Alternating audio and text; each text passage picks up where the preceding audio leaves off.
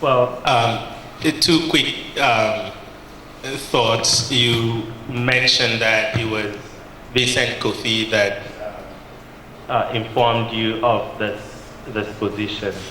And it's no surprise that Vincent Kofi already knew Okeke and his cohort, Demas Nwoko, who he visited a few times, through their work as members of the Mbari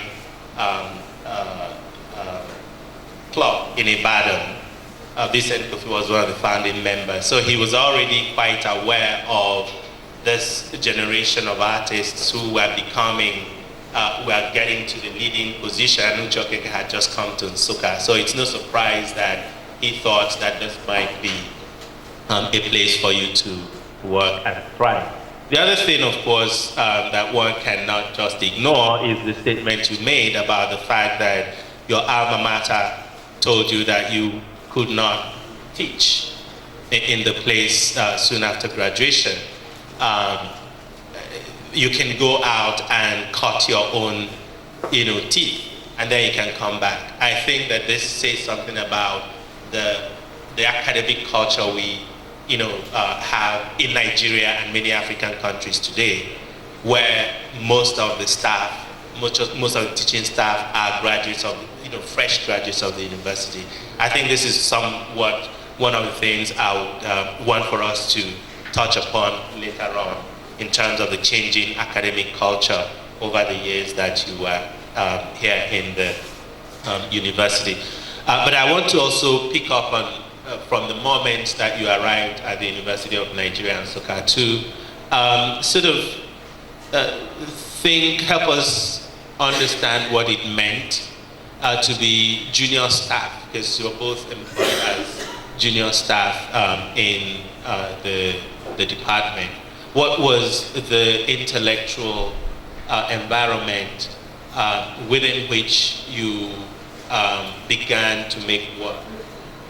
Within which you began to teach, in terms of the middle level and senior academic staff? Because my sense was that at that point in time, the Department of Fine and Applied Art had a wider cast of teachers, both in terms of their national origins or international stature.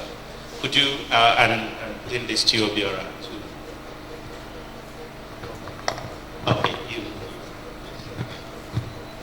Yeah, let me, for the sake of those who are not here on Wednesday, say that in 1966, when we arrived here, Akinola Lashiko was teaching watercolor painting, and he actually taught me before non-Easterners were asked to leave.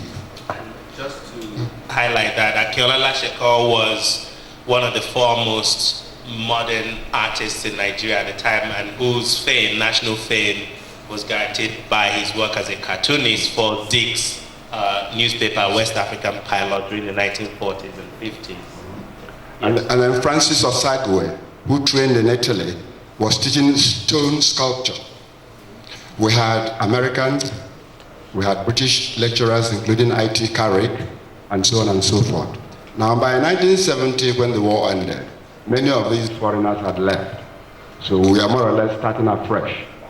But under Okeke, foreigners were again recruited. We had George Adams, who had studied at the Bauhaus. And anybody who is familiar with history of art education in the world and the concept of basic design will know the importance of the Bauhaus. So George Adams was somebody who had experienced the Bauhaus from Germany. We had George Chapman, a British designer who taught graphic design. I'm not mentioning the Nigerians. We had Chika who was teaching graphics. We had Tony John Kamen and so on. But the point is that we had an international body of teachers on campus. And we had people from other parts of Nigeria, of course, from Ghana. At some point, we had about 4 Ghanaians on the staff. So it was a proper university. I know that today things have changed. And I think this is an opportunity to say something about that. I wasn't very good in biology or sciences when I was in secondary school, but I remember something about inbreeding, and the problems that follow inbreeding. Let me leave it at that. Thank you. Let me take up something close to that. I'll get up to what follows up from this.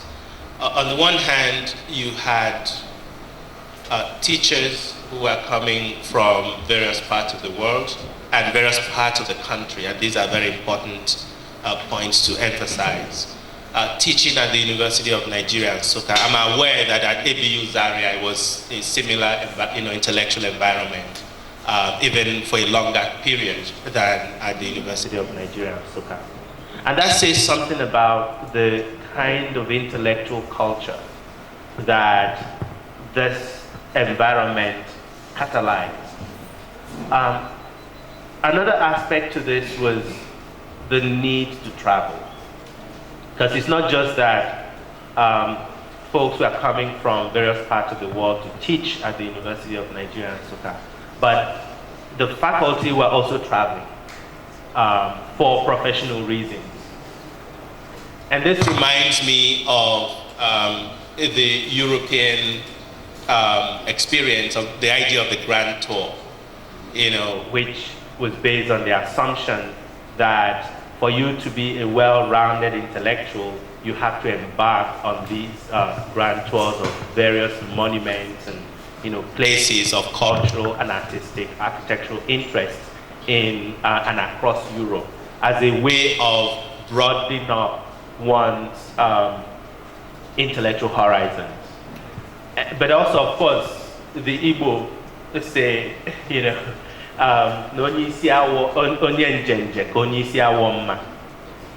which also implies that travel teaches you a lot more than what you can learn, by virtue of longevity in one place.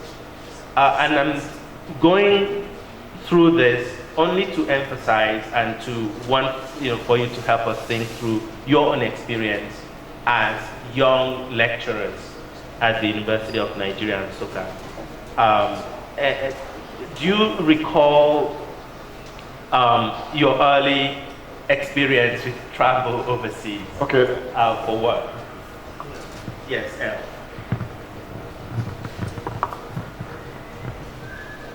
Yep, I think in those days it was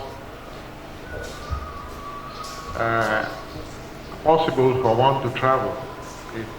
Because the resources were available, and also one could travel on one's salary. I remember that the first trip I did outside of Africa was to Toronto in Canada in 1978 to the International Sculpture Conference, where for the first time I met a huge gathering of not artists but sculptors, and from all over the world.